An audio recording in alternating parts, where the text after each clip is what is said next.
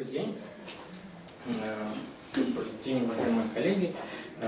У нас сегодня начало занятий в такой школке, которую мы назвали «Практика» и которую мы назвали «Аналитика данных» и школа, посвященная анализу данных. И, в общем-то, когда мы заявляли, в общем-то, эту тему и собирались читать какой-то курс лекций, мы исходили из того, что сейчас эта тематика становится крайне популярной. И мы сталкиваемся с данными, многообразием данных во всех отраслях знания и практической деятельности. И мы видим такой бум вообще всех открытых данных, data science, больших данных и так далее. И куда бы мы, в общем-то, не посмотрели, везде эти данные проявляются, но какой-то осмысленной работы с этой тематикой видно мало. И очень часто мы видим достаточно произвольное использование этих данных, открытых данных, больших данных в практической деятельности, в различных публикациях. Мы видим из-за того, что данные становятся открытыми, появляются куча достаточно странных исследований, попыток интерпретации этих данных, которые скорее уводят от реального понимания ситуации, чем позволяют принимать правильные решения, связанные с этим. Ну и вот мы решили собрать такой небольшой коллектив из нас самих. Это Таня Водолажская, которая задумала все это, и, наверное, это человек, которого больше всего тревожит все эти странные процессы. Моя задача тревожиться. Да, она просто напала на нас и сказала, что-то происходит, нам нужно с этим разбираться, и поэтому она стала приставать ко мне. Вот Таня это социолог по своему первому профилю кандидат социологических наук. Потом это методолог и член агентства гуманитарных технологий, такого методологического кружка под руководством Владимира Маскевича. Я тоже к нему принадлежу, но у меня несколько другой профиль. Я занимаюсь в основном политической аналитикой и всякими социально-политическими исследованиями, но я также методолог и принадлежу вот этому странному кружку людей, которые иногда затевают подобные школы. Ну и поскольку нам не хватает понимания того, что такое данные, как с ними обращаться, мы позвали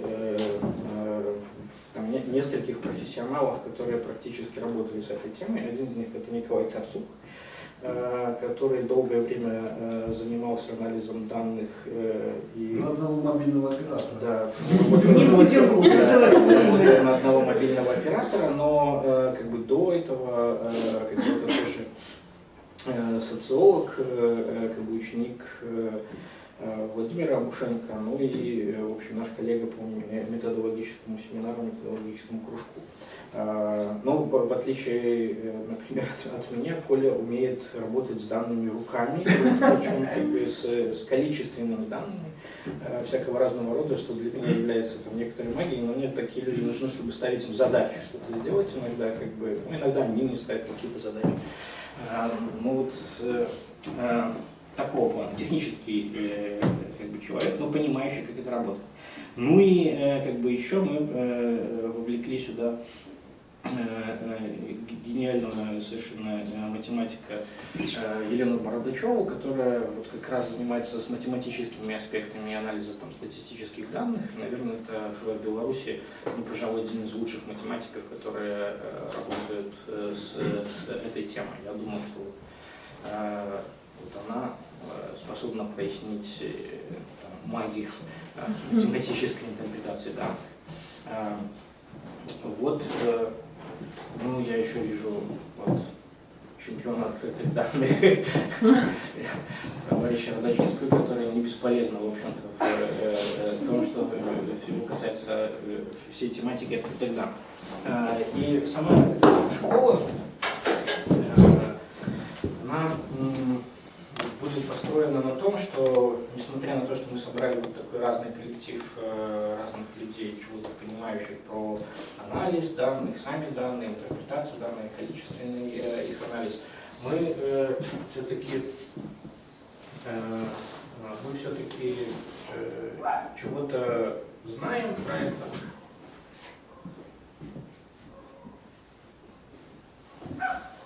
Знаем, ну, как бы значительная часть из того, что касается этой темы анализа данных, мы все же не знаем.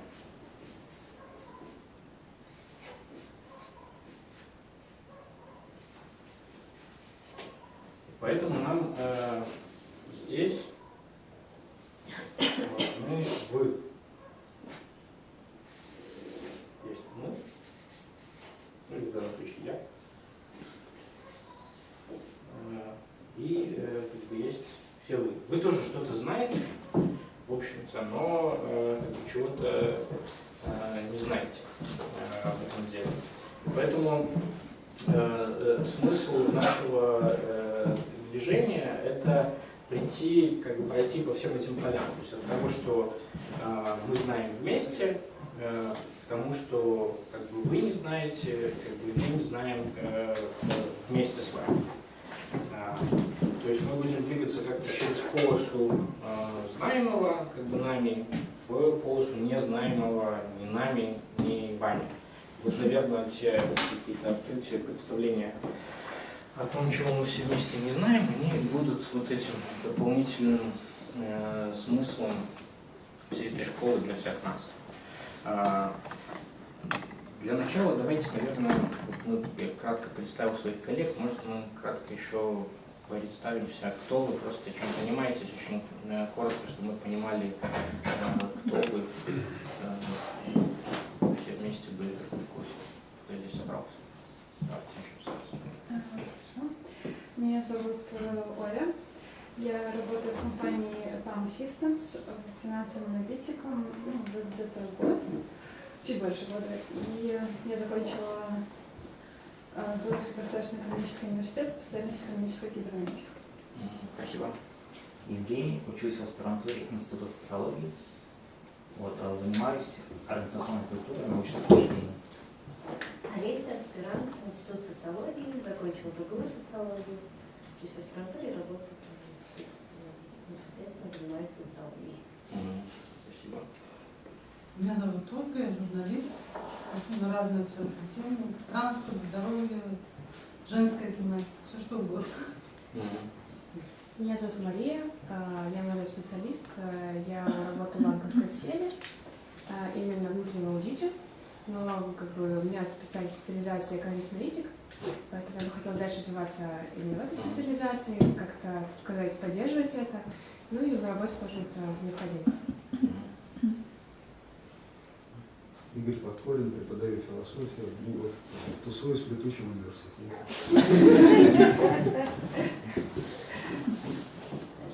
Молодежь, меня зовут Наталья, преподаю, имею отношение к интерпретации данных, хотелось бы расширить горизонт. Марина Штрахова. Я не ведаю, як себе лепш представляць, насамрэч, я таксама тусуюсь в летучем універсітэце. Штрахова – організатор живих бібліотек. Да. Человек, який организует шмат чего в летучем университете. Просто замечательный молодежный лидер, который покидает эту сферу, Прикладно так, да. Дякую. Оксана Шелест, по образованию социолог, аналитик Центра европейской трансформации. Иван Витянин. Пусть буду креативный директор по ЛКБ. Назначил себе. Никто не уволил. Юлия Винокурова-Облонская. Психолог, психотерапевт, клинический психоаналитик. В общем, тот, кто оппонирует всем социологам. Да? Меня интересует социальная политика. И сейчас я скорее применяю свои знания для анализа того, как всякие законы ложатся на психологию людей и как это с ними что-то происходит после этого. Вот. И сейчас работаю в общественном объединении. И наша такая идея – это развитие регионов в Беларуси. Поэтому надеюсь, что аналитика нам поможет какие-то разработать интересные модели. Лена Таранова, я в Институте социологии работаю в основном, и тоже в разных других местах занимаюсь исследованиями, аналитикой, ну, как правило, связанными как с внутренними исследованиями компании. Анастасия Дорофеева, я возглавляю Белорусскую партию «Зеленая», являюсь также студенткой Летучего университета. Меня данные в данном случае интересуют в первую очередь с точки зрения развития энергетической компании. Может быть, компания была «Зеленая энергетика». Ну, меня вже трохи представили. Аліна Радачевська, я як волонтер займаюся просовуванням тем відкритих дадзених у Білорусі. Прошу такою працюю у команді веб-розпрацовки у якості проєктного менеджера, так само займаюся працею з дадзеними, бо у нас часто проєкти з даних. Ну и вот, то свой предыдущий университет. Меня зовут Дмитрий, я инженер строительной компании. Меня зовут Надежда, я начальник отдела логистики в административной компании. Спасибо. Мы видим, у нас достаточно разнообразная публика. Вот по поводу некоторых ожиданий, которые связаны с этой школой, я думаю, что мы, наверное, в меньшей степени сможем дать какие-то очень практические способы работы, написания аналитики или какие-то специфические знания, которые вам помогут в какой-то отдельной предметной области. То есть мы больше будем говорить про механизм, смысл анализа данных, ну и сами принципы обращения с этими данными. То есть если практически, например, ты хочешь работать с энергетикой, да, в этом деле, то лучше посадить сюда человека, который занимается непосредственно аналитической работой, интерпретацией данных, связанных с энергетикой. Поскольку ты этим заниматься не будешь, то для тебя это очень познавательно будет, но никаких практических задач решать там не будет. То же самое с социальной какой-то работой. То есть тематически это вряд ли можно будет заточить, если вы сами не хотите и не будете, не предполагаете этим заниматься. В исследовательском, например, плане, получая какие-то данные, работаете, либо в каком-то практическом заводе работы с данными. Хочешь что-то добавить? Да, хочу добавить, что, конечно, то есть, на самом деле курс небольшой, и весьма наивно было бы считать, что здесь можно пройти этот курс, как какой-нибудь там интернет, посмотреть обучение, да, и получить сертификат. Да? То есть, на самом деле, ставить задачу из всех слушателей сделать аналитиков, интерпретаторов данных, это было бы крайне неправильно. Да? То есть это на самом деле задача решается, не знаю, года два, наверное. Да? Вот. Поэтому, то есть, конечно, хорошо было бы, если бы у вас были какие-то примеры, какие-то спорные, можно было бы, наверное, разобрать, поделиться мнениями о том, что правильно, что неправильно, как бы кто сделал, да, чтобы кто предложил. Но я, например, планировал говорить о том, что меня бесит, например. Да, вот, я вижу интерпретацию данных или я вижу какую-нибудь визуализацию данных, да, это меня бесит, потому что это неправильно. Да, то есть, наверное, вот, такой вот акцент на том, как нельзя делать, да, вот, наверное, он будет, в общем-то, полезен и познавателен всем. Спасибо, Коля. Ну, я немного пробегусь по темам лекций, которые будут. Но опять же, не воспринимайте это как такие лекции, скорее это просто открытый коммуникативный формат. Поэтому если вам что-то непонятно или вы не согласны с тем, что мы попытаемся вам донести с определенной точки зрения, у вас есть другая, давайте это сразу же обсуждать на месте. Возможно, опять же, мы найдем что-то новое в этой теме. Примерные темы, которые мы обозначили в программе, это таковы. То есть первая лекция – это вводная лекция о практике данных и зачем нужен анализ данных, как аналитическая работа сочетается с теми данными, которые откуда-то появляются. Кроме того, мы пытаемся поговорить на второй лекции, заглянуть внутрь данных и поговорить о том, как данные соотносятся с такими конструкциями, как знак, означаемые, шкалы, как реальность отображается в данных через эти штуки с задачей понять разницу между данными и реальностью и выставить рамки и ограничения для обращения с данными. То есть как можно, а как в общем нельзя, вот то, что Коле нравится с данными.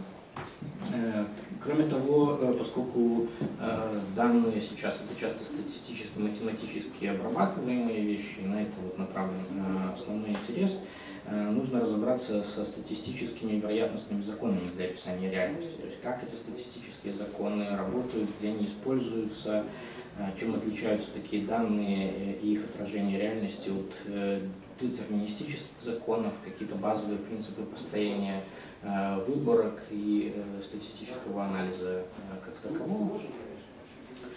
Следующая тема – это тоже углубление немного в статистику, это смысл и значение одномерных распределений мер с задачей, что мы можем узнать о мире, когда мы смотрим на тот или иной показатель, когда мы меняется, и что это нам говорит о самой реальности. Затем мы посмотрим на связи и отношения в реальном мире и то, как про это можно узнать из данных. Мы попробуем рассказать о связях и о том, как выявление связей возможно на разных шкалах, с разными примерами того, как с этим шкалированием обращаются правильно и неправильно, с попыткой дать несколько очень простых правил на то, как смотреть и про что помнить, когда мы анализируем связь данных. Следующая тема – это интерпретация данных и с задачей, в общем, понять, как нам не ошибаться, увидев много хороших данных, когда у нас вот это многообразие, все кажется красиво и понятно, и инфографика, но на самом деле, в общем, эта интерпретация может совершенно ничего нам не говорить о реальности или говорить что-то совершенно неверное. Мы вернемся к ситуации измерения и перевода реальности в данные и постараемся поработать с процедурой построения перехода от задач к получению данных на примере организации исследования. То есть как, например, через постановку задач мы переходим к операционализации этих данных, как эта операционализация превращается в, собственно, там, сбор и получение, то есть реальных инфографических данных, и как это потом возвращается к самим задачам, как это решает сами задачи. Также мы задумали семинар с разбором примеров неправильной интерпретации данных и с различными показательными кейсами того, как не нужно обращаться с данными. В общем-то, если у вас есть что-то специфическое, можете притаскивать, попробуем обсудить это прямо на месте в этом семинаре. Ну и заключительная лекция, в которой мы 8 мая, вот последний день занятий, когда мы постараемся обобщить все то, что как бы было, поговорив, опять же, вернувшись к некоторым правилам, хотя бы по которым мы можем определить вот та аналитика, те исследования, те данные, которые предоставляются в публичном доступе, какие критерии мы можем использовать для того, чтобы оценить, это вообще качественная работа или ничего не стоящая вещь. Вот примерно такая задумка в этом деле. Понятно ли это? Какие-то вопросы, замечания, суждения?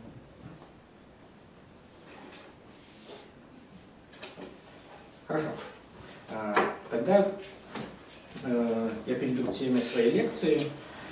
Это обобщенная такая вводная лекция относительно того, как я понимаю вообще аналитику, исследования и связь аналитики и исследования с данными, ну или поговорить, попробую о месте данных в системе аналитической работы. Мне кажется, что лучше всего и образнее, точнее всего работу с данными описывает один анекдот. Это когда летят, самолет летит, там сидит два пилота, и один обращается к другому. Приборы! Второй пилот ему отвечает: 17. Первый пилот: что 17? А что приборы? Анекдот очень хороший, потому что вот тут про данные. То есть данные дали, 17, как бы дали, все прекрасно, но не сработало. мораль анекдота состоит в том, что данные есть функция от средств их получения. 17 получается от прибора. Но средства получения есть функция от деятельности, в которой они появляются. И без понимания этой деятельности, в которых появляются эти данные с помощью этих средств, мы, в общем-то, получаем бессмысленные данные. Они не имеют никакого значения. Поэтому цель работы со смысленными данными состоит в том, чтобы понимать, то, в какую деятельность они списаны, и для решения каких задач, в общем-то, эти данные используются.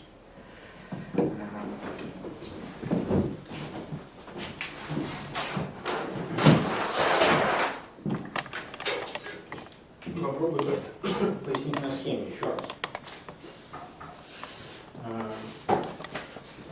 Любая реальная ситуация, с которой мы сталкиваемся, любой объект, который направлен на наше внимание, он не существует на самом деле, он существует только в определенной оптике, в которой мы его видим. То есть его можно видеть из определенной позиции или с определенной подходности, с определенной точки зрения. Но недостаточно просто занять какую-то позицию. Мы всегда, в общем-то, выступаем с каких-то позиций. Да? Преподаватели университета, или исследователи, или аналитики в компаниях. Это какие-то позиции, в общем-то, которые предписаны в деятельности. И в этих позициях всегда существует какой-то набор средств.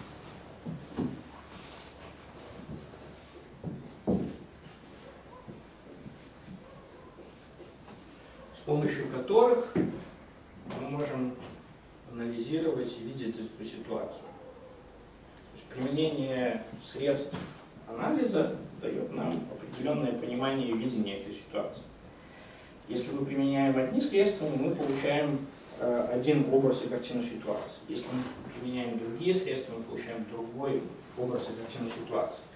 Поэтому применение этих средств дает нам определенный срез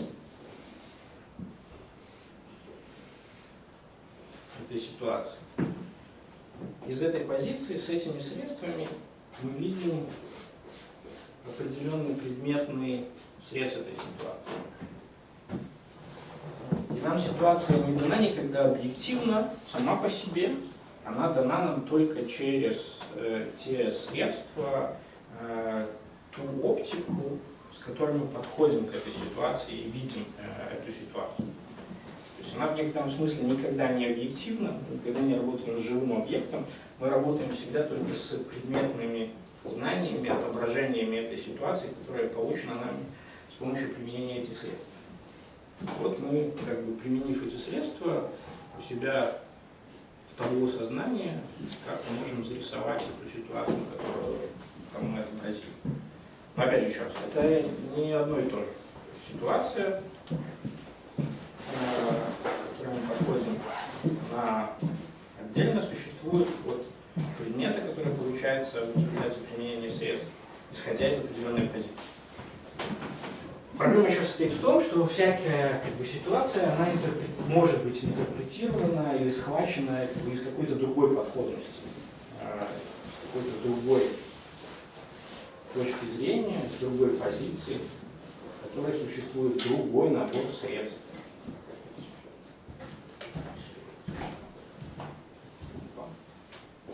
Это будет иное представление ситуации. Внутри сознания рисуется другая ситуация. Это мы называем схемой предмета и объекта в методологической работе.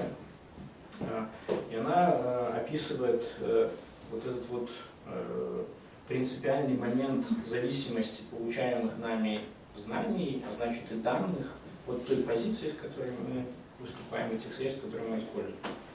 В общем, грубо говоря, это очень понятно, например, на примерах научных всяких подходностей или квазинаучных подходностей.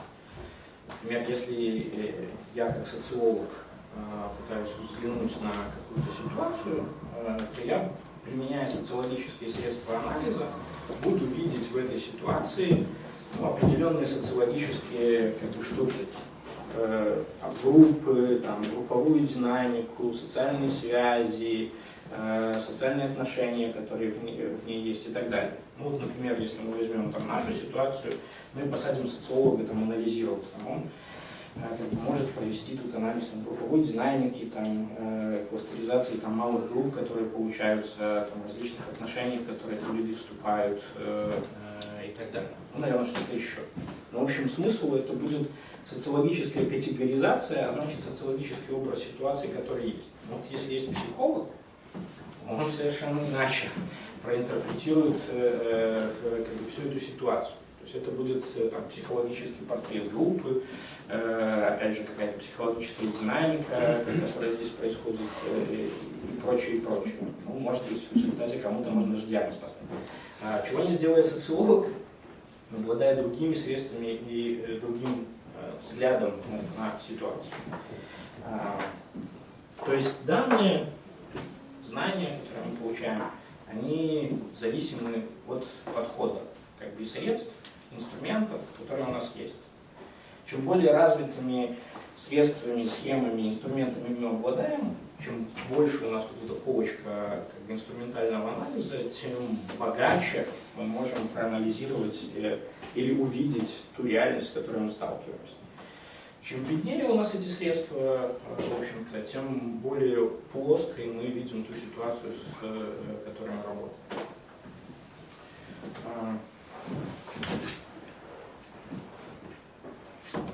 Понятно ли? Почему такие тихие?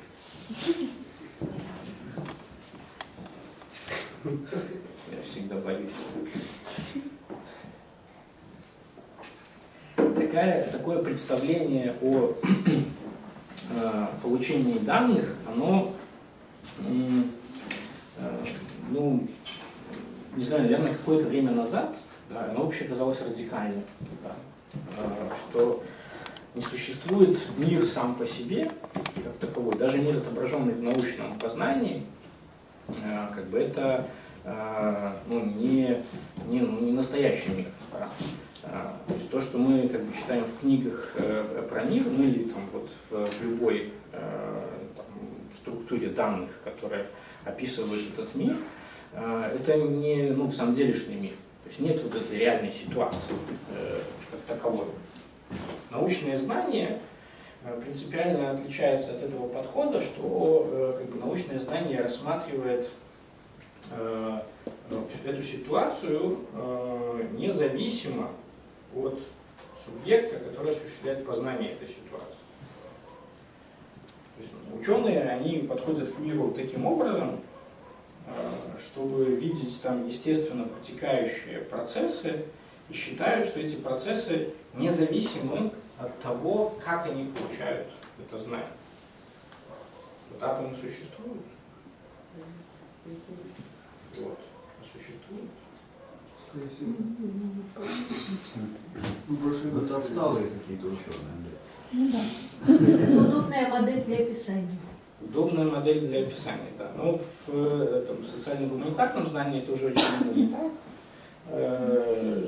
Но в деятельностном подходе все радикально перекручиваем, вводя схему зависимости средств, точнее знаний от средств, которые применяются той позиции, из которой эта деятельность осуществляется. То есть и ученый со своими средствами познания включен в описание мира. И в зависимости от того, какие средства он использует, такое описание мира он получает. Картина мира, например, физическая, меняется не от того, что мы открываем новые объективно существующие законы в этом физическом мире, а от того, что меняются средства физического познания. Научные средства развиваются, и мы можем гораздо сложнее и подробнее увидеть те закономерности, которые существуют в этом мире. То же самое, в общем-то, с любыми отраслями знаний и практической деятельности происходит. Но, видимо, все в мире так изменилось за эти несколько минут, да, десятков лет, что теперь это никого не удивляет. Да. Мы видим мир, как мы его видим в своих схемах.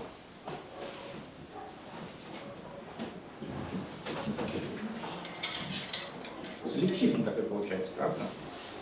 Я вас хочу напугать чем-то, но вы не пугаетесь. Просто на уровне установки и знания про это действительно, тут Игорь прав, уже несовременно так думать, даже среди ученых, что мы изучаем мир как есть, все такое. И в этом смысле, естественно, физические науки уже тоже давно преодолели этот объективизм, и они тоже прекрасно знают. Другое дело, что из этого следует. То есть мы отказываемся от веры в то, что мы изучаем мир такой, какой он есть, имеем дело с настоящей реальностью. Если мы все хорошо померяем, и 20 раз подумаем, то мы узнаем что-то про мир. То есть мы сказали, нет, это невозможно. Мы знаем только то, или мы видим только то, какие очки мы одели. Да? Мы видим только то, что позволяет увидеть наши средства. Окей, на уровне знаний это все знают. А что из этого следует? Из этого следует очень простые констатации, например. То есть, в принципе, ученым ведь надо самораспуститься после этого. Да, конечно. Потому что они самораспустились. Нифига, вообще. Норберт Винер, у него есть такая книжка «Я математик», где он трагически переживает распад современной ему науки. Он помнит романтическую науку до 40-х годов, когда это была такая республика ученых, где они стремились к истине, познанию и всякому такому хорошему. А после Второй мировой войны, когда их всех загнали в научно-производственные лаборатории, которые обслуживали практику ведения военных действий и необходимость выигрыша в войне, их загнали в эти лаборатории и специальные цеха для ученых, шарашки, да. И после Второй мировой войны наука оказалась организована по производственному принципу. Поэтому ученых-то тоже, в общем, как-то нету. Есть научные работники теперь. Что из этого следует? Из этого следует, что когда вы хотите чего-то узнать про этот мир, или вы приступаете к анализу данных, первое, что нужно делать, это определиться с позицией, с которой вы это делаете. То есть ясно понять, в общем-то, цели, с которыми вы приступаете к этому делу, место, из которого вы это делаете, структуру той деятельности, в которую вписана эта позиция, потом оснащенность соответствующими, то есть что нужно иметь в виде средств действия из этой позиции. И только потом, когда вы себе организовали таким образом рабочий стол, и у вас все эти пустые места заполнены с целями, средствами, восстановлением нормы деятельности, как правильно, только тогда вы можете получить что-то осмысленное. Может быть, пример привести такой, разогревающий? Значит, сначала по поводу ученых скажу, что у меня еще аспирантура по социальной философии, поэтому я, значит, за плечами. Действительно, то, что говорил Андрей, это идеал классической науки. Да? То есть просто-напросто мы смотрим на объективную реальность и отображаем ее, как она есть на самом деле. Да? Потом очень многое менялось, возникла неклассическая наука, потом постнеклассическая, все это можно, в принципе, просчитать. Но есть очень важный момент с социогуманитарным знанием. Аналитика, скажем, активности микробов и аналитика активности действий, активности людей, да, она как-то различается принципиально различима.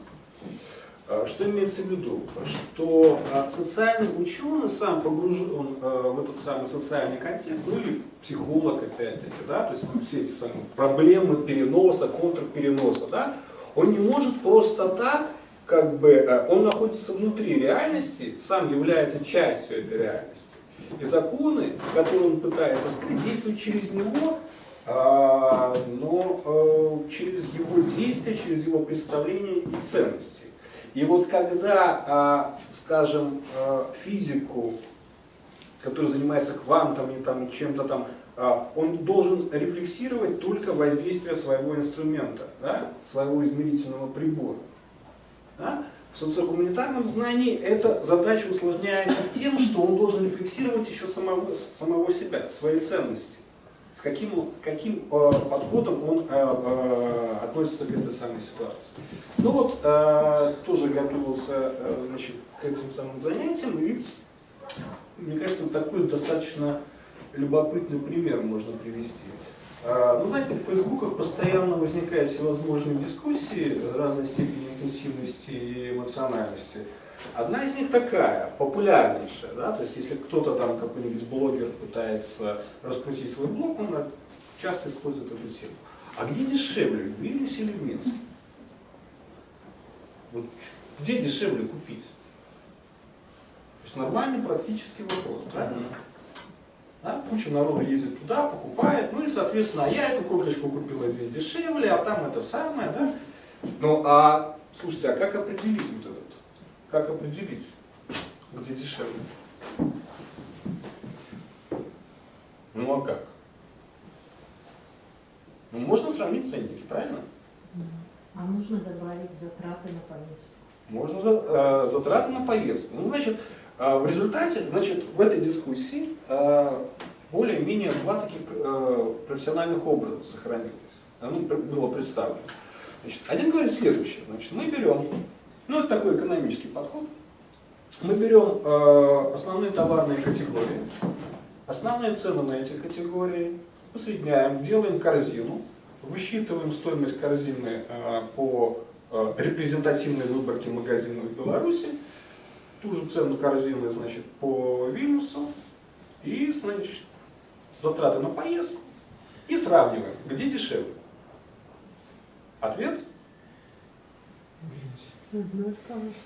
Не, может быть, и я не знаю, это же денег стоит проверить, да? Тут сразу несколько переменных возникает. Состав корзины, конечно, подбор доли, магазинов. да, доли, подбор магазинов и так далее. Курс, по которому переводится. Среднемесячный, да, то есть как бы вот нормальная эконометрическая позиция, да?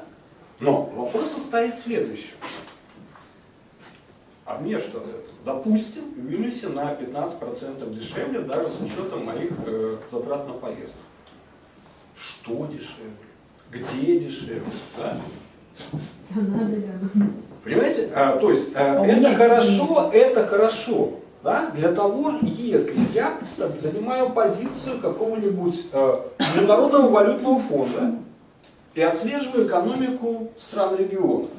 У меня есть продуктовая корзина, я отслеживаю динамику цен и смотрю, где, куда направить гранты, помощь или наоборот, там, как бы, там, с кого больше денег содрать. Да? То есть простому обывателю, который хочет купить штиблеты, да, и ходить в нормальных лакированных штиблетах, это ничего не дает. По большому счету. Может быть ориентир. Да? Как можно было бы поступить, условно говоря, не научно путем? Я знаю товарную категорию, я знаю основные магазины, которые как бы вот посещают белорусы в Вильнюсе, да? Белорусы в Минске. И я сравниваю вот эти самые цены. То есть это чисто субъективная моя задача. То есть это аналитика, которая осуществляется под конкретный запрос конкретного человека. Понимаете вот эту разницу? Под покупку конкретного товара. Точно, точно. То есть когда мы получаем данные аналитики, мы должны ответить на вопрос, кто как этими данными будет пользоваться. Можно пойти другим путем. Проанализировать корзину, проанализировать, какие вещи возят через границу чаще всего. Люди-то уже определили, что дешевле где.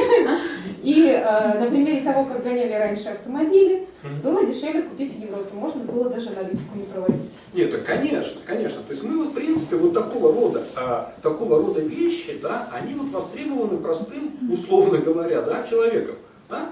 Бухло. Хорошее, качественное бухло. Где? Там.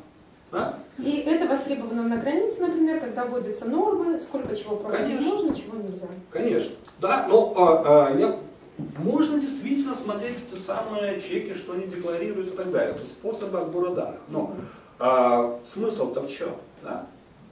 То есть в первом случае в каком-нибудь, не знаю, там, Дускиненкаев, там, Шауляев, в каком-нибудь захудалом магазине должен быть отправлен человек, который должен списать вот эти самые цены. Да? Но белорус туда не доберется. Ну, да? Ну, то вероятность того, что там появится белорус и будет там закупаться, минимальна. Да? Максима, и что еще там, да? Вот, собственно, и все. То есть вот эта вот разница, да, кто будет пользоваться. И под решение вот этой задачи делается уже весь этот самый сбор данных, вся эта самая технология.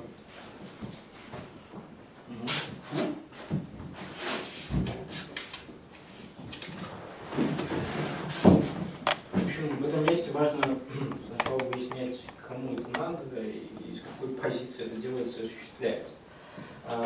Но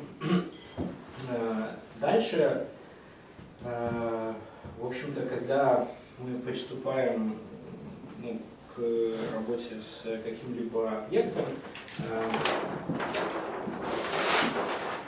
мы работаем с ним сейчас в способе работы отношения как с двойным объектом. То есть всякий социальный объект, практический объект деятельности – это искусственно-естественный объект. То есть часть этого объекта представляет собой набор неких естественных процессов, протекающих независимо от нашей воли и деятельности, а часть – это то, что организовано человеческой деятельностью и зависимо от этой человеческой деятельности. Ну, любой предмет, с которым мы сталкиваемся, фломастер, это искусственно-естественный объект. В нем текут какие-то естественные процессы, молекулярных взаимодействий, химические процессы, которые позволяют ему писать на доске. Но кроме того, он специально организован для чего-то, он создан в результате практической деятельности людей, дизайнеры над ним работали, там целая система производства налажена, которая привела к созданию именно такой конструкции, предназначенной для использования, например, в образовательной деятельности и так далее.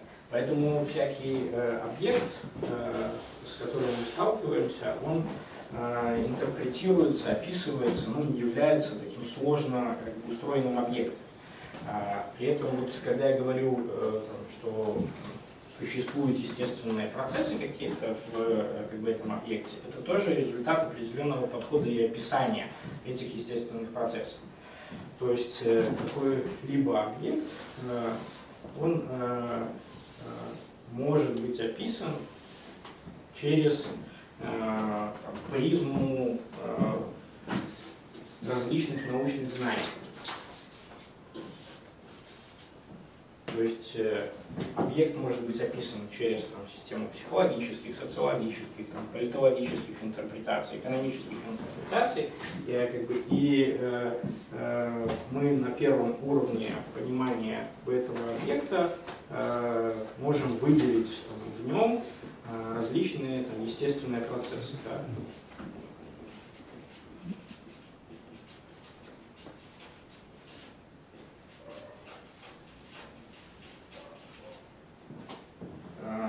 Предметные знания, помимо этого, они добавляют различные интерпретацию и категоризацию этих естественных процессов, которые там протекают.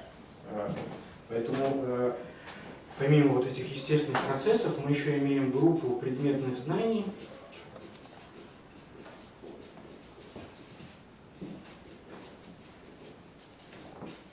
которые что-то говорят нам про этот объект и про эту ситуацию. То есть мы уже имеем два порядка разных данных, если хотите, про один и тот же объект, о котором идет речь. Но и это еще не все, потому что объекты включены в различные системы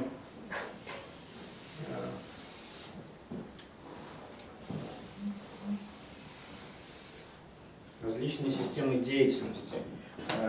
И значит,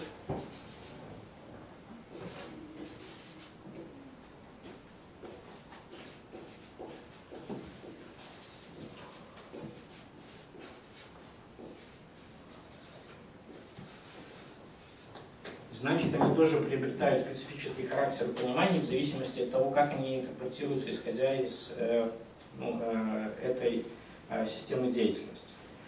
То есть мы можем использовать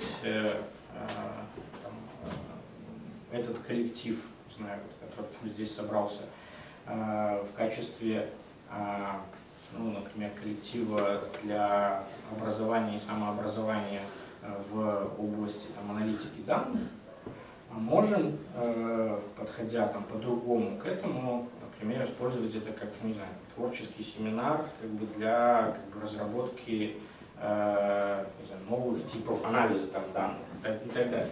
Но главное, что это третий уровень интерпретации и третий уровень подхода к одному и тому же объекту.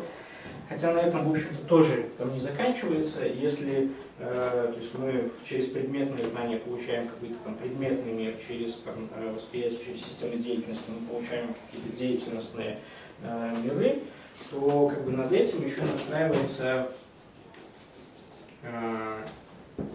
следующая система. Это система управления.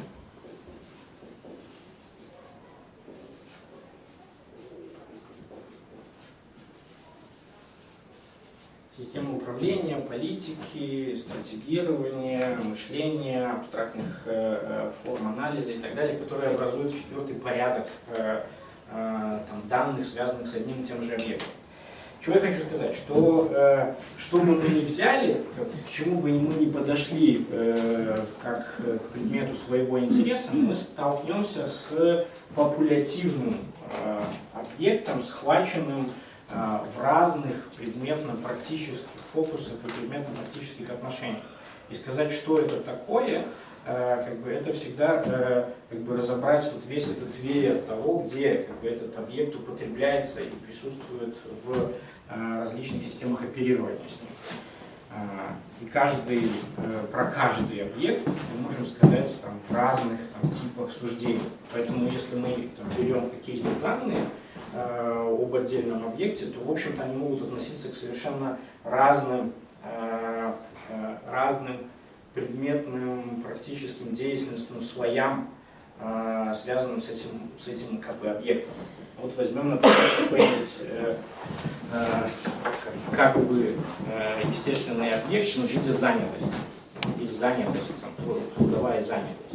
И мы, в общем, по-разному интерпретируем это дело в системе, в общем, такого простого наблюдения. Статистика – это наблюдение за занятостью.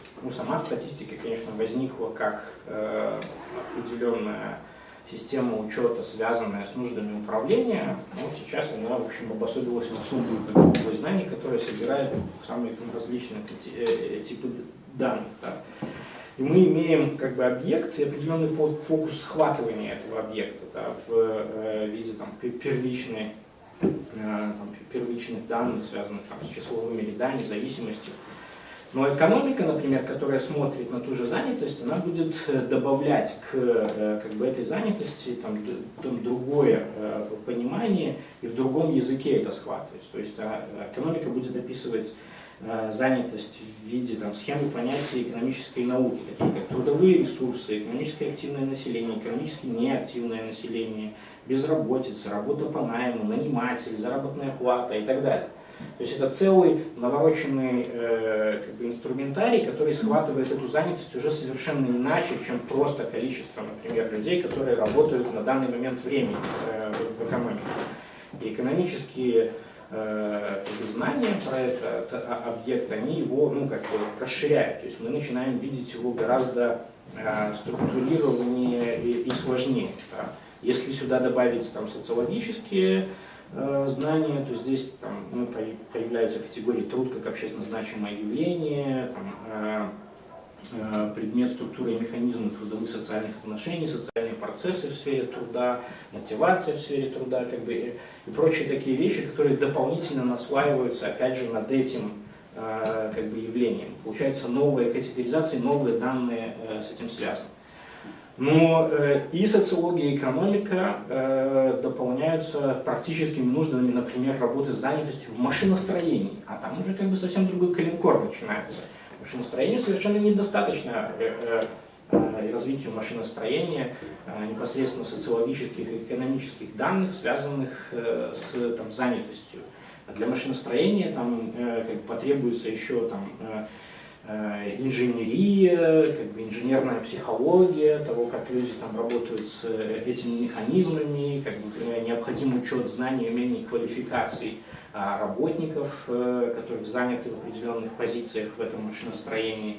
Как бы необходимо понимать структуру квалификации у людей, которые существуют, систему спроса и предложения, как бы специфические знания отраслевых процессов машиностроения и прочее, прочее. То есть занятость как бы приобретает еще более развернутый характер для нужд практической деятельности в как бы, машиностроении. Да, и там, к этому добавляется еще комплекс данных, необходимых для решения практических задач, не просто научных исследований, категоризации этого дела, выявления как бы объективных процессов, которые делают научные знания, но и в решении вполне деятельностных задач, связанных с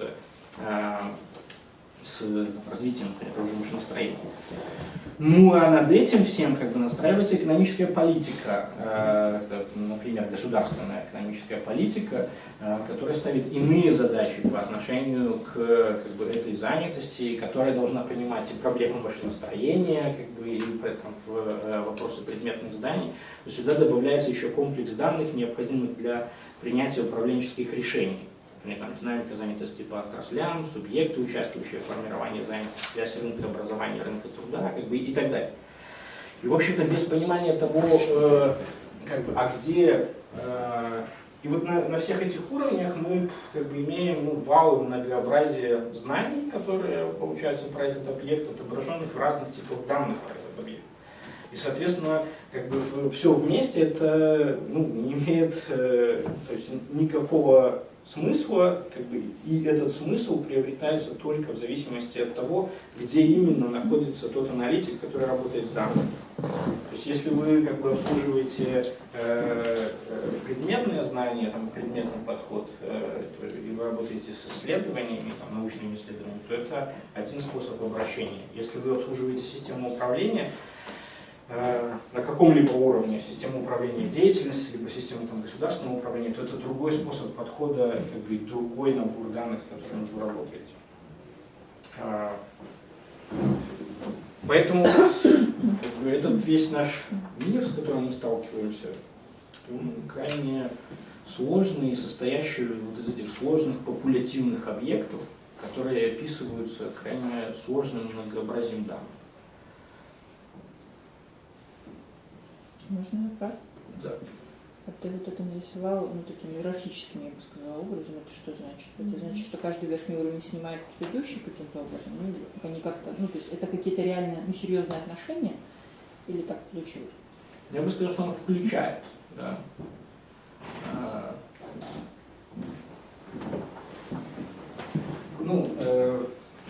То есть, как бы данные, которые, или там информация или знания, которые, может быть, нужны в системе деятельности, как бы оно снимает предметное знание. То есть предметные знания могут там использоваться.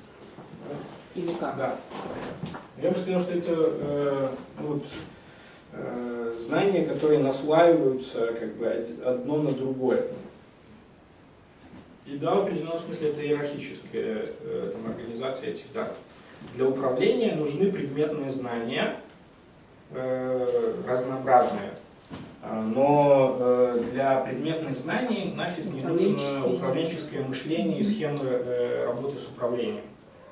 Точно так же там, для как бы, организации каких-то там, сфер деятельности, например, строительства.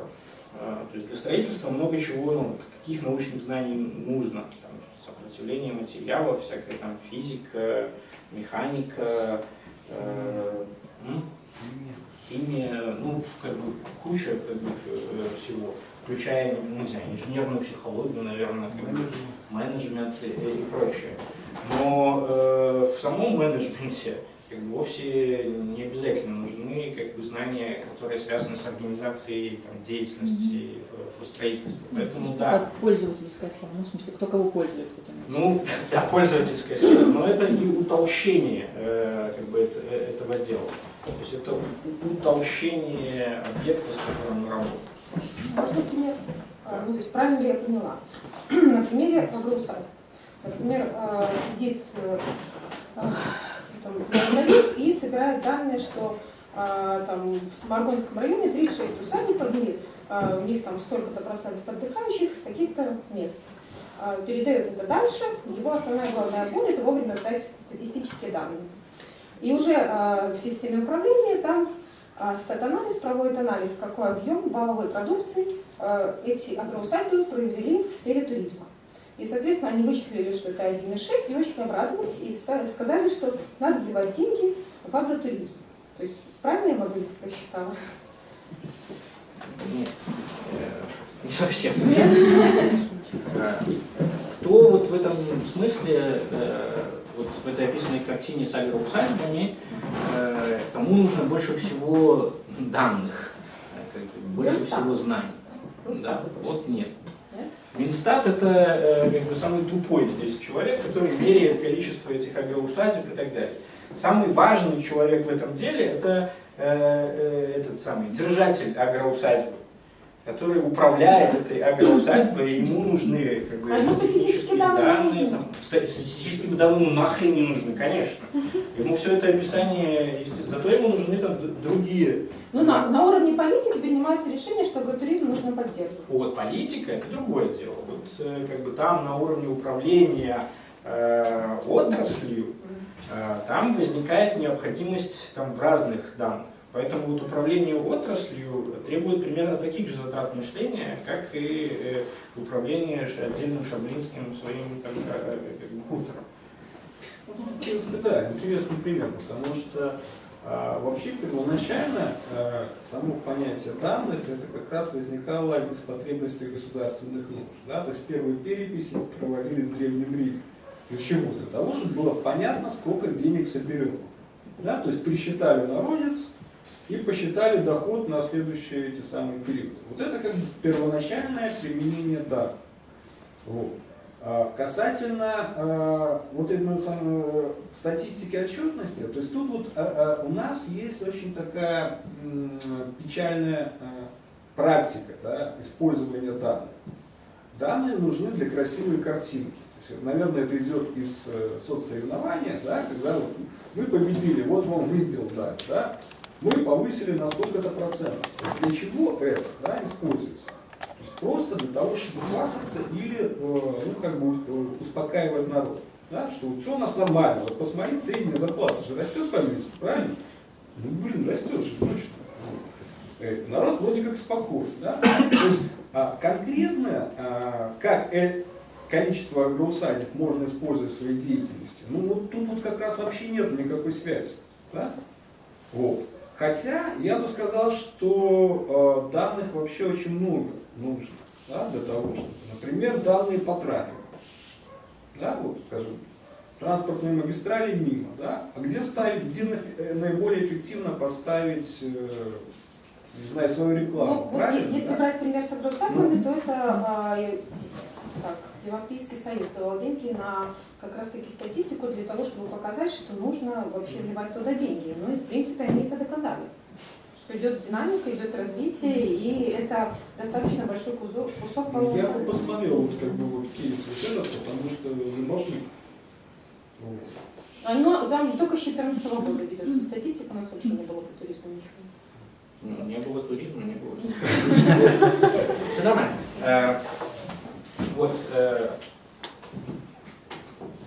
Теперь как бы немножечко такой знаниевый компонент относительно того, какие вообще типы данных, просто типология, там самая базовая, которая существует. Для этого еще раз проговорим немного в другой схеме, что как бы, любой как бы, объект X, к которому мы подходим, он описывается или может быть описан в какой-то системе как бы, знаний, но эти знания получаются через применение познавательных процедур каких-то к этому объекту и отображение как бы, этого объекта в определенной знаковой или языковой системе. Точно так же, как я уже много раз приводил пример там, с экономикой и социологией, то есть мы берем какое-то как бы, средство там, анализа, которое приводит к отображению этого объекта в знаковой системе или в языке. В языке либо науки какой-то, либо ну, в языке определенной сферы деятельности как таковой. С этими знаками потом, в общем, как бы, происходят разные такие штуки, когда одни знаки могут замещать другие знаки. Например, когда экономисты описывают набор каких-то экономических процессов, затем это может быть переведено в систему экономических уравнений. Эта система экономических уравнений может каким-то образом решаться, то есть с ними могут проводиться какие-то операции, и получается другое знание, переводиться, интерпретироваться по отношению к системе экономических категорий, и потом относиться к как бы, объекту реальности. То есть всякое движение в знаниях, в работе со знаниями, оно движется по многим плоскостям. И мы описываем один и тот же как бы, объект часто в разных системах данных, там, в разных системах там, категорий. Один из таких примеров там, про барашков, там, самый простой. То есть, ну, как бы у нас есть стадо барашков, надо его пересчитать.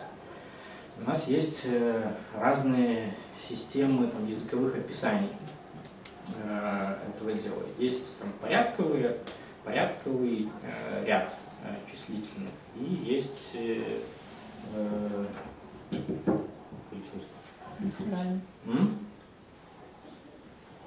Натуральные числа. Да, есть как бы, натуральные числа. То есть, если мы пользуемся только порядковыми числами, мы можем его посчитать первый, второй, третий, четвертый, пятый, шестой. То есть присвоить каждому барашку имя. Один будет называться первый барашек, второй будет называться второй барашек, третий будет называться третий, четвертый. И потом, например, мы спрашиваем, сколько будет первый плюс третий? Ну, там, 1 плюс 3. Ну, как бы, да, 1 плюс 3, как бы, при использовании системы только порядковых числительных будет равно 2. Потому что мы посчитали первого и третьего барашка, сложив, мы получим 2 барашка. Оперирование с как бы, этими числами в более сложном порядке, как с там, системой сложения, требует перевода этих знаков с порядковых числительных в натуральные числа, которые позволяют нам уже складывать и отнимать барашков в абстрактных категориях работы с ними. Вот что интересно, как бы дети, они очень как бы, ясно понимают, вот, первый, второй, третий, четвертый, и они 1 плюс 3 там сразу говорят 2. А взрослые уже забывают через какое-то время, и они выдают цифру 4. Как бы. Вот вы не поймали. Профессионал. Вот. В этом, в этих там типах отображений там, знаков, на одном из этапов мы можем получать всякие количественные там, данные, всякие количественные показатели, которые сегодня отображаются в таких языках, которые позволяют нам эти данные исчислять. Я так понимаю, особая радость современной ситуации состоит в том, что системы вычисления, математические алгоритмы, всякие программы и там, знания математические со всякими нейронными сетями и прочее развивались до такой степени, что они позволяют обрабатывать огромные массивы данных. Но было это сделано, например, математически еще в 80-е, 2000-е годы, но долгое время не было этого бума больших данных и анализа данных, пока не подтянулись средства памяти компьютерной и скорости процессинга данных. И теперь очень большие массивы информации стали доступными для обработки. То есть раньше было мало таких вот данных, сейчас их стало много, но не потому, что количество данных про мир изменилось. Он был вот такой сложно популятивно устроенный с огромным количеством данных, так и остался, но изменились средства оперирования, средства процессинга этих данных, которые позволяют с ними сегодня работать. И теперь любой более-менее грамотный человек может там в SPSS что-нибудь загрузить, нажать кнопочку и получить картинку. Что с этой картинкой делать и что она значит, совершенно непонятно, но средства позволяют это делать. Вот Коля мне как-то, по-моему, ты мне рассказывал, что поскольку аналитик, работающий с данными, он работает для определенных позиций, то есть он кому-то поставляет эти знания, часто это фокус управления, начальства, всякое, которое принимает значимые решения для компании, как в данном случае. И потом он сидит и читает эти данные, которые мы, как аналитики, им представляем. И говорит, лучше давать данные в динамическом виде. Когда ты потащил рычажок, оно там поменялось, что-то потащил другое, потом еще переорганизовалось. Говорит, можно на 2 дня вырубить все начальство, тебя никто не трогает. Просто немножко это самое, про атмосферу.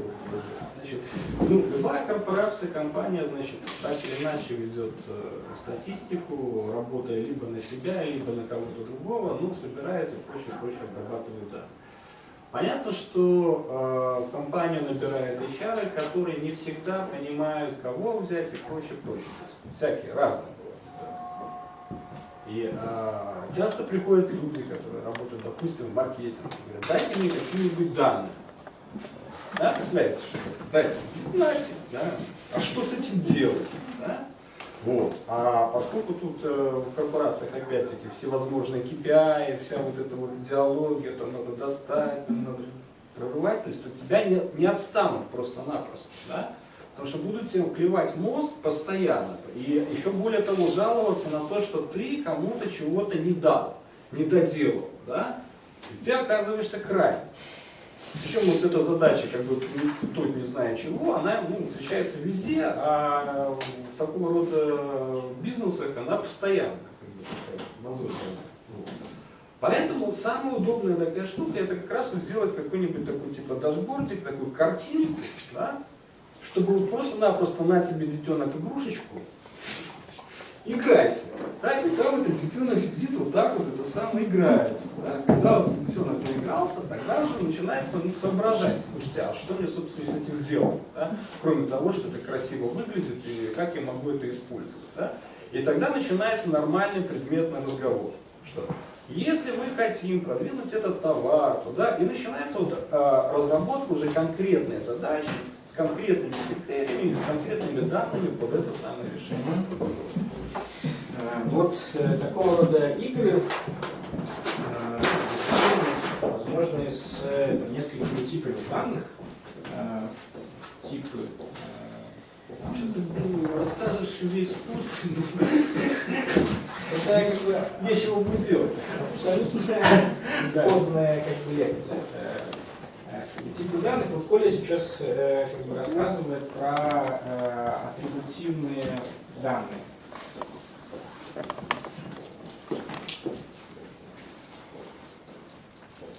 Атрибутивные данные, которым применяется анализ переменных. Да? То есть обычно строятся разные переменные и выстраивается зависимость между этими переменными. Да? То есть тип анализа применяемый — это анализ переменных.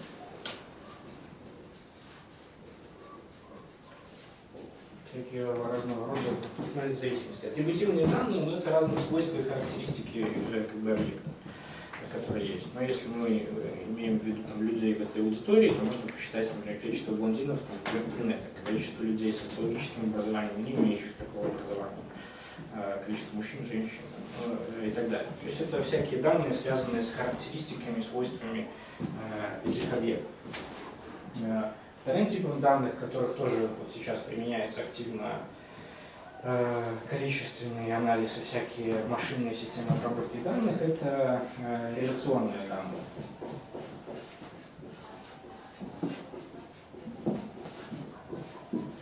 Реляционные данные, к ним применяется разного рода сетевой анализ.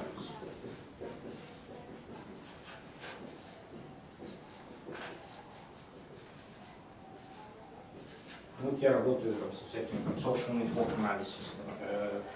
Принципами реляционные данные — это отношения, то есть, в которых там, состоят эти субъекты. То есть анализируются разные отношения и связи между субъектами. Например, здесь можно посчитать. Просто, ну да, но по большому счету это развитие тех же самых атрибутивных знаний. Любая таблица реляционных данных может быть переведена в набор признаков. Объект, с кем дружит и так далее, и так далее. Тогда признаками будут, соответственно, это другие товарищи этой, этой самой сети.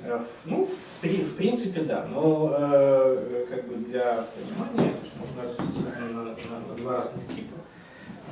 И следующий тип — это идеационные данные.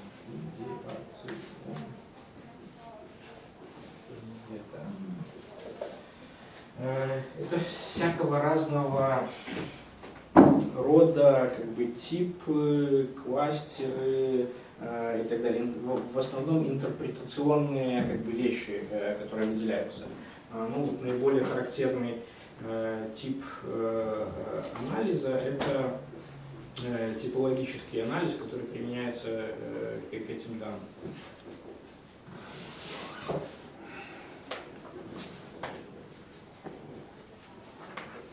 Ну, например, веберовский метод идеальных типов, он связан с такого рода анализом. Это что это? Типа чуешь, что здесь какой-то тип есть или что? Так или иначе, в интерпретации данных, которые есть, мы пользуемся системами категорий, обобщающим эти данные. Мы выстраиваем эти системы категорий. Ну, вот веберовские идеальные типы, например, с помощью которых мы анализируем чего-то, они же с какими данными они связаны? Нет, прочитал кучу книжек, подумал, как это все связать, взял и что-то там время почесал и придумал. Я, честно говоря, я не умею с таким типом данных работать. Ну, я думаю, что... Типы личности людей воткнут сюда. Ну вот, например, в психологии типы психологической акцентуации — это как бы типично если перевести на нашу идеационный способ работы с данными. Когда мы выделяем холериков, там, сангвиников, флегматиков. Это чисто атрибутивное знание, там всего объекты два поля с этими самыми, с плюсом-минусом по акцентуации. Комбинация этих самых двух полей дает 4 квадрата, 4 темперамента. Да? Упрощенная схема. Ну да, это если только эти самые. А если начинаются, есть же и типы психологически построенные не так.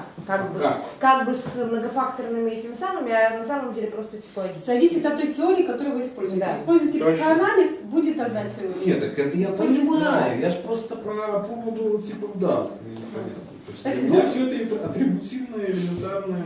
Короче, Коля может все свести к атрибутивным. Если просто чтобы легко запомнить. Атрибутивное — это мужчины и женщины. Реляционные. Как это можно к нашей аудитории применить? Друзья, враги.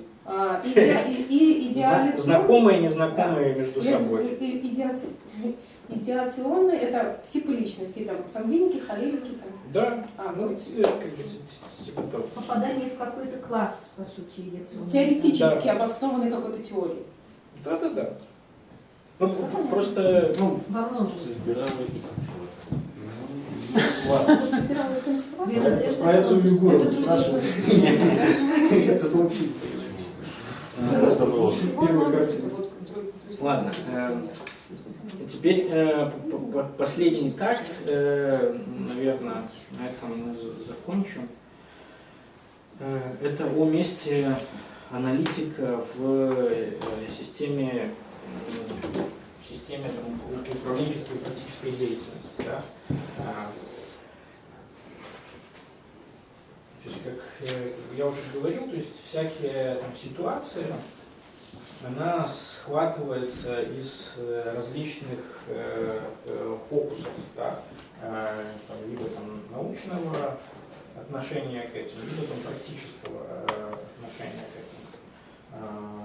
Причем это практическое отношение может быть связано с различными задачами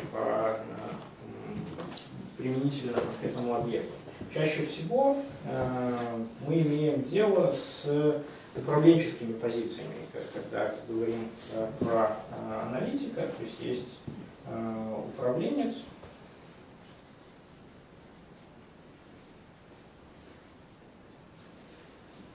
но не только, в общем-то, это могут быть управленцы, это могут быть люди, которые тоже охватывают этот объект, чего-то собираясь с ними делать, ну, например, там, всякие там, не знаю, технологи, там, политические технологии, либо там, люди, занимающиеся технологизацией каких-то процессов на фирме, налаживанием, не знаю, бизнес-процессов и так далее.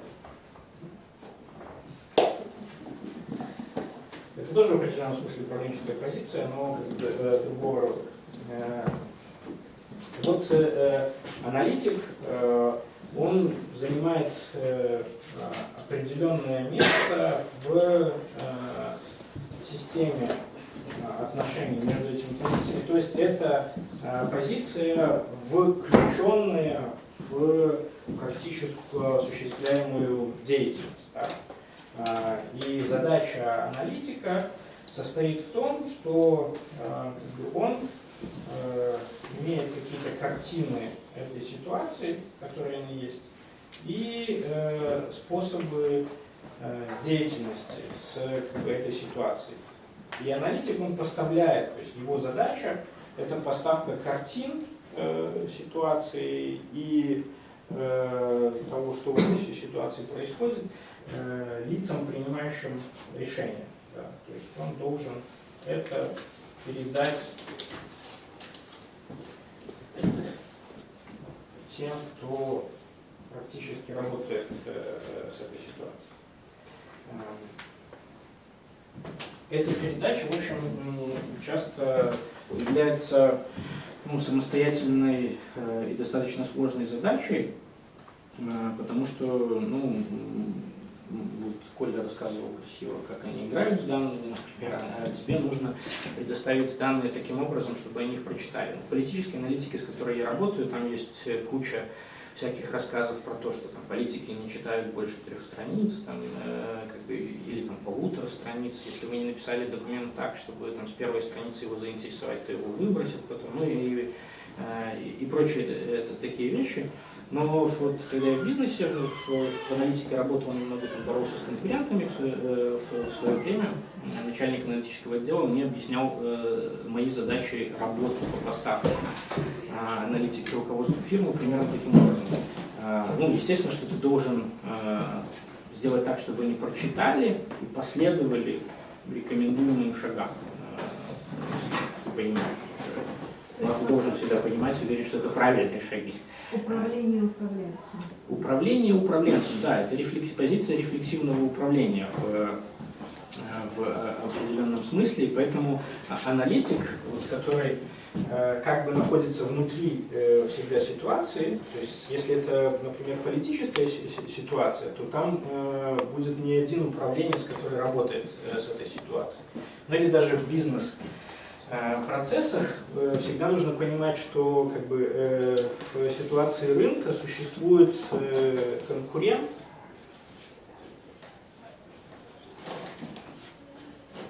который тоже пытается овладеть и схватить эту ситуацию. Поэтому, когда в политике это будет политик 1, там политик 2, политическая сила консервативного плана, например, политическая сила либерального плана. И аналитик включен внутрь вот этой живой грязной истории бизнес-конкуренции либо там, политических отношений.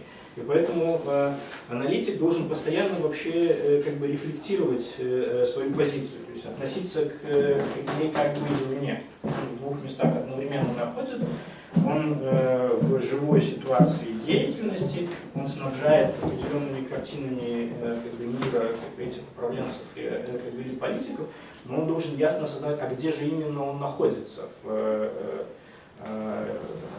этой ситуации, то есть каково его место. Да? Он должен понимать про цели свои. Цели аналитика, они отличаются от целей лица, принимающего решения. Это разные цели, с которыми они действуют. И аналитик может иметь свои ценности.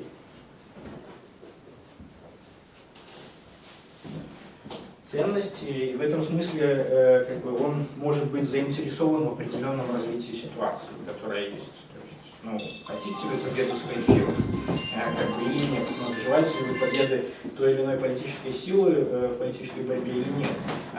И здесь важно чего понимать, что эти ценности сильно влияют на то, что делает аналитик. Если аналитик вообще не понимает то, как эти ценности влияют на характер предоставляемых ими материалов, и не способен это эксплицировать, а если нужно вообще абстрагироваться от этого, прописав отдельно, что он про это думает со своих ценностей, о чем свидетельствует ситуация, то это плохой анализ. Да.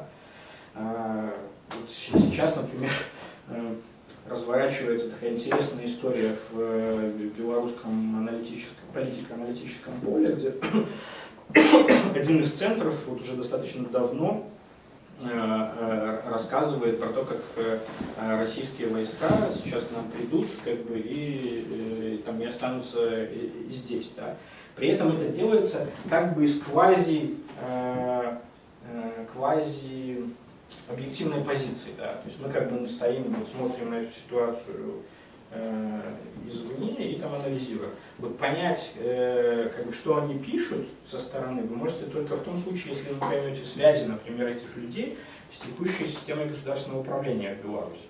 То есть эти люди обслуживают определенные ценности, стоят на определенных позициях, у них в биографиях все это написано, но как читателю, то есть если аналитик не эксплицирует это явным образом, это сомнительная аналитика. Если то есть, тогда для вас стоит задача всегда вскрыть характер позиции аналитика в реальной ситуации, его цели и ценности, с которыми он работает. То есть это постоянная рефлексия, чего вы там делаете. Аналитик работает с определенными этими картинами ситуации, у него должны быть то есть антологии, картины ситуации.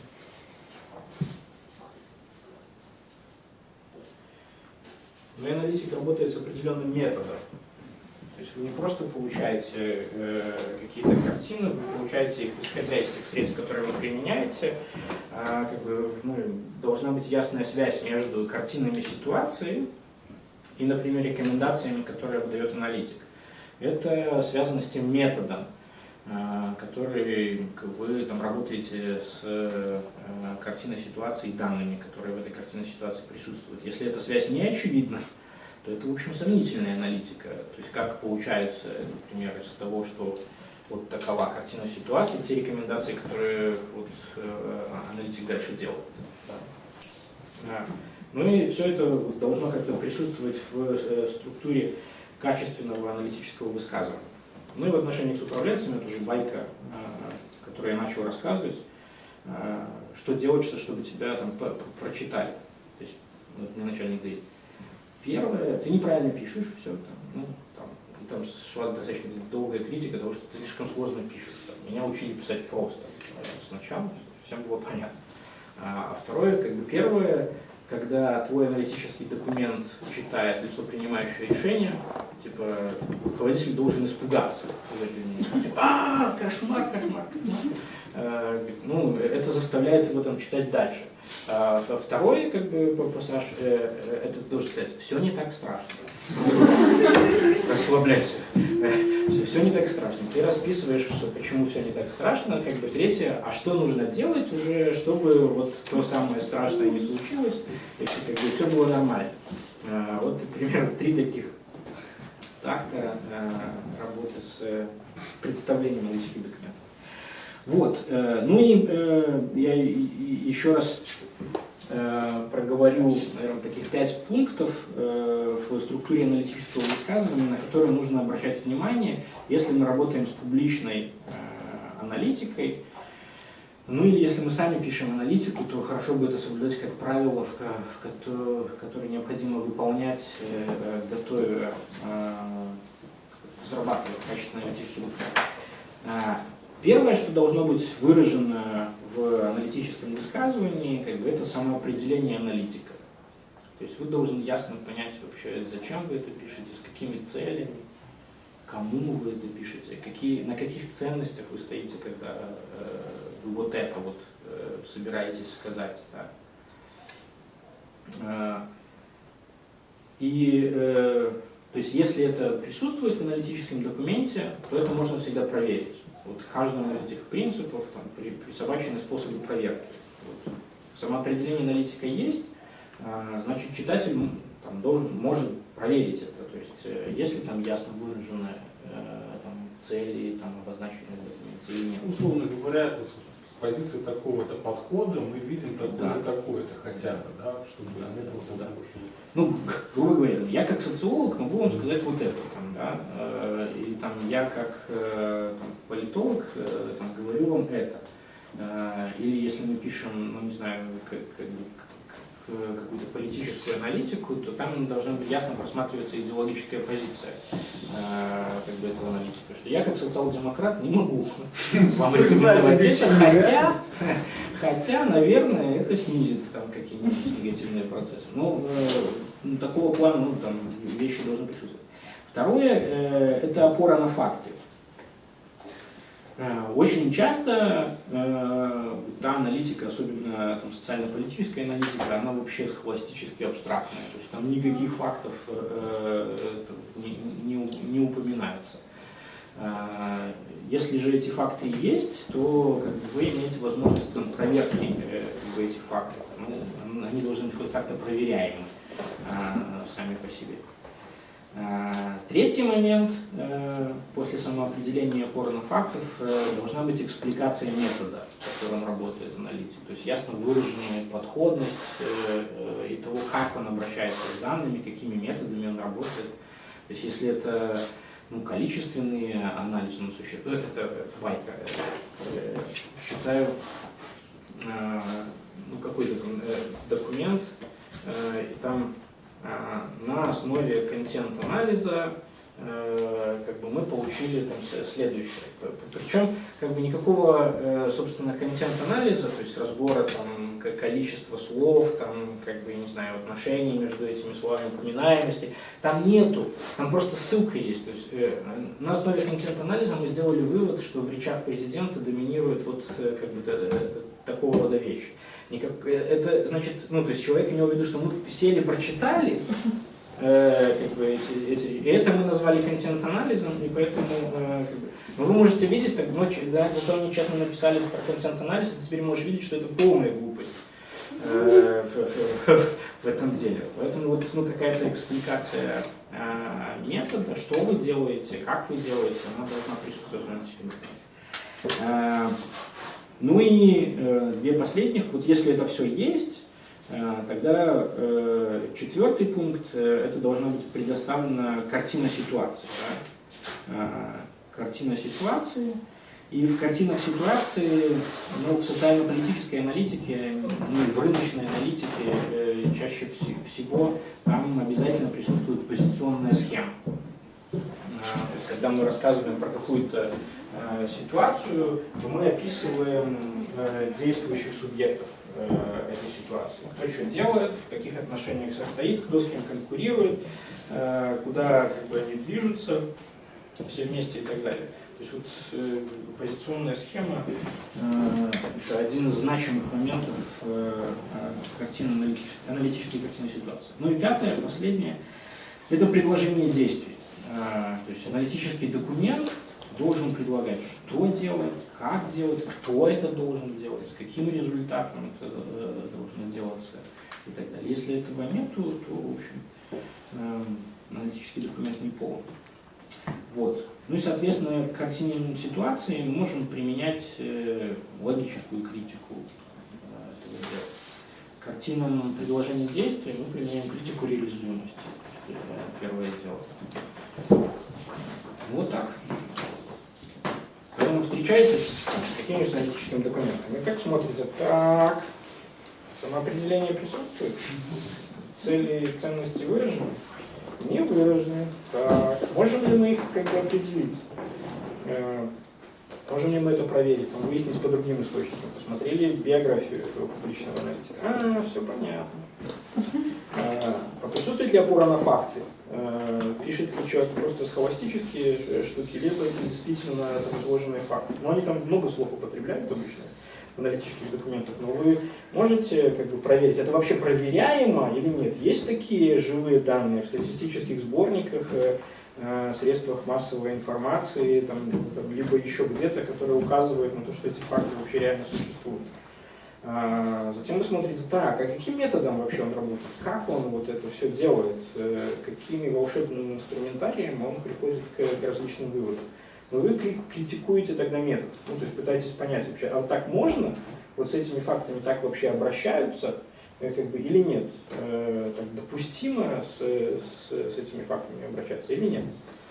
А потом картина ситуации он какую-то выкладывает, ну и вы просто логически смотрите, это вообще вот этим методом, из этого набора фактов вообще такая картина, она вот выявляется, вы должны как бы проделать вместе с ним это рассуждение и заключение.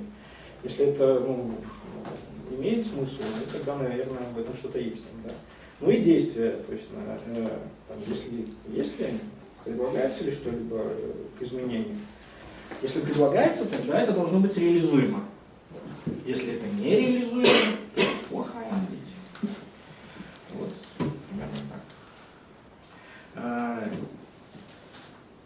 И, наверное, возвращаясь к анекдоту, который был в начале, в пути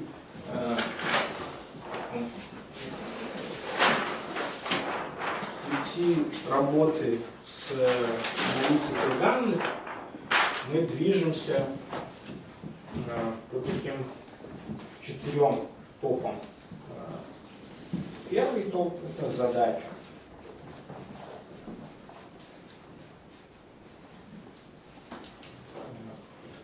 Приступая к аналитической работе, мы должны выяснить задачу. Вообще, какая практическая проблема решается с помощью этой аналитики. Что я, как аналитик, сделаю этой аналитикой для решения этих задач. Соответственно, как бы, если задача понята, то переходится к блоку средств. Средства.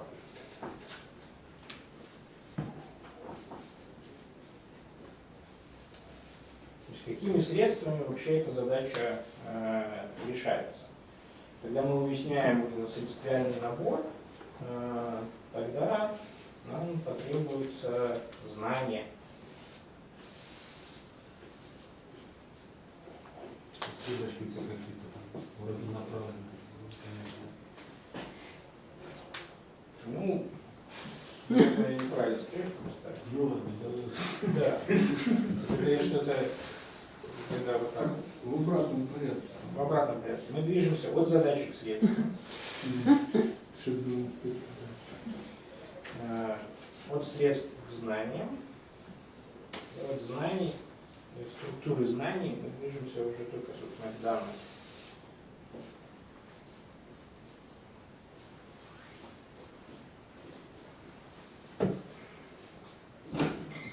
Ну и вот тогда, как бы, эти данные соотносятся к задаче.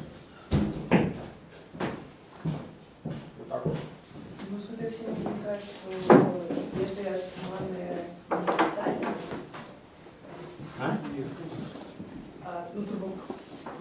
мы с этой схемы, у этой схемы мы оцениваем веды не здания. Знания предшествуют данным. Это то, что Егор в то время пытался показать этими фокусными схемами, что самих по себе данных не бывает, да, они в любом случае опосредованы нашим знанием.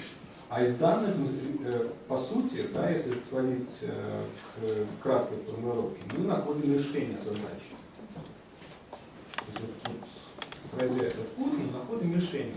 Грубо говоря, да или нет, да, покупать или продавать. Да, то есть вот это.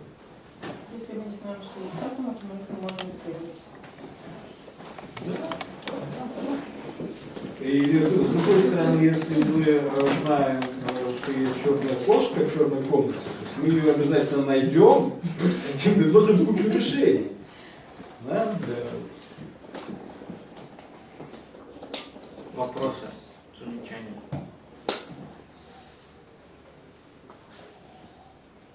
Да. Насколько часто аналитик вот в силу там некачественной аналитики сам наносит вред вот своим этим защищаемым ценностям, и какая наиболее типичная ошибка в этом плане?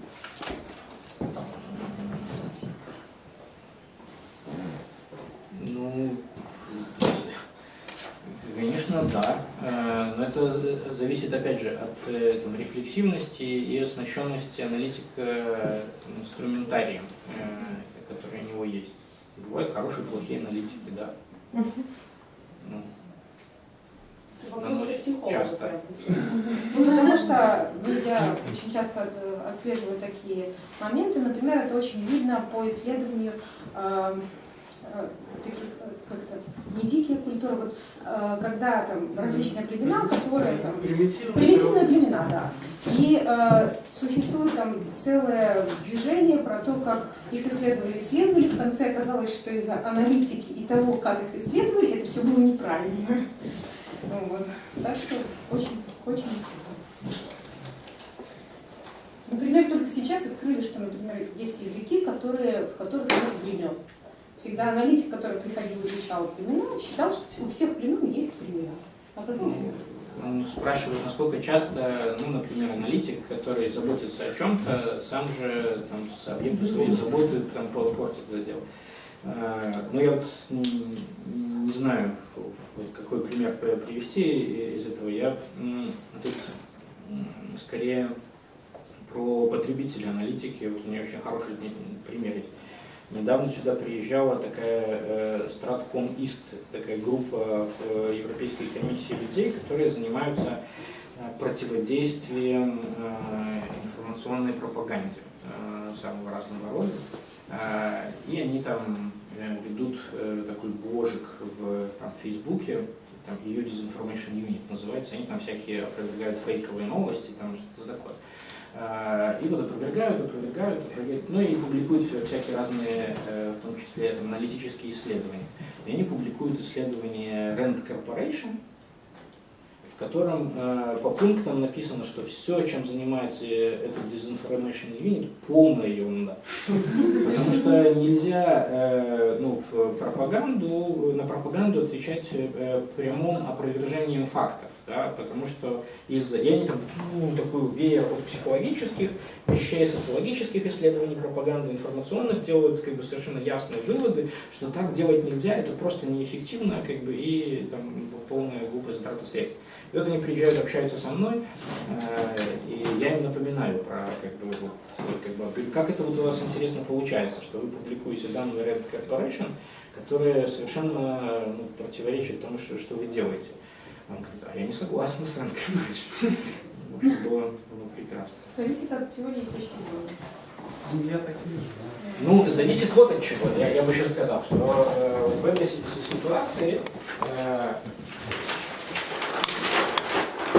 ситуации управленец EU Stratcom East работает совершенно иными целями, чем думает. В этом смысле Rand Corporation не специально для них писали аналитику, они там на ряд субъектов. Но если представить себе, что они писали для него, то тогда этот чувак, пишущий в Rand Corporation, должен был понимать, что эти-то средства осваивают, они с пропагандой борются. Поэтому им рекомендации другие нужны были. Сколько бюджета можно в большей степени заюзать от Европейской комиссии для того, чтобы это имело презентабельный отчет с красивой инфографикой. Да. Вот что хотели они побороть пропаганду. Это другая ситуация, поэтому часто то, чего как-то там называется и выглядит, оно де-факто может совершенно не быть этим в реальности. Вот. Еще вопросы? Андрей, да. Для чего нужна была вот эта типология данных? Типология данных нужна была как бы мне в связи с этой схемой строения атрибутивного знания, потому что мы можем описывать разные объекты и разные отношения в разных типах данных. Либо как бы атрибутивные штуки, либо как штуки, находящиеся в отношениях друг с другом, либо в каких-то идеально типических формах. Разные формы описания этой реальности, разные данные получаются из разных форм описания. Чтобы знать, получается, а на что это влияет? На выбор методов анализа? Да. Ну, и на я бы сказал наоборот. Или скорее метод анализа задает? Метод анализа задает тот тип данных, с которыми ты потом работаешь, на которые должен обращать внимание.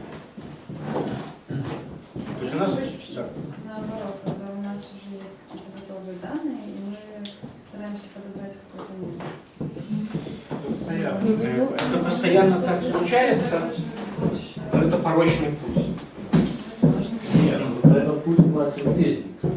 Просто задача заключается в том, чтобы реконструировать вот этот самый тип, да, с помощью которого эти данные были собраны. Да?